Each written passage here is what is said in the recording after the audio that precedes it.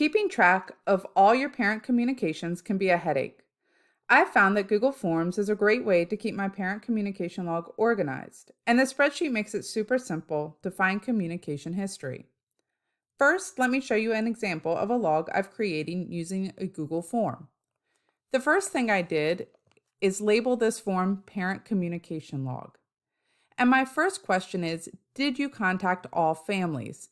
Sometimes I just send out generic messages to all my students, but I want to keep track of this information as well.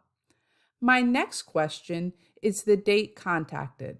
Although Google Forms timestamps a submission, I might not be completing this form at the exact moment I contacted the family.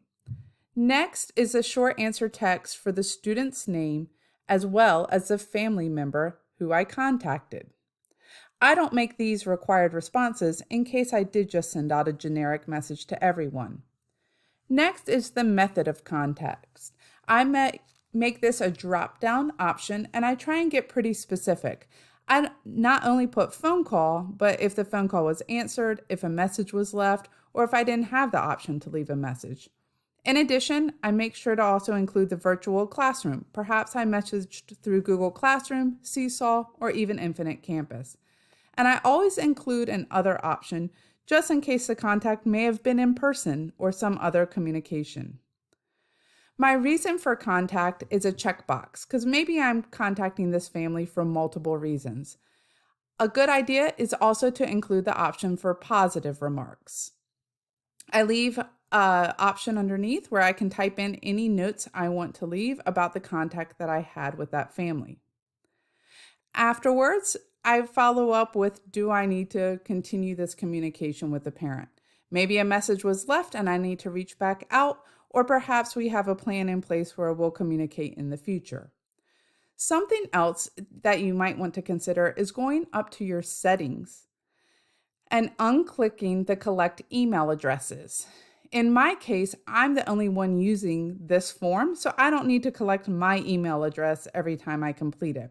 If you're sharing it with a grade level to collect all communication with parents, you might want to collect email addresses so you can know who is completing the form and what teachers have reached out. The best part about these forms is the spreadsheet that it creates.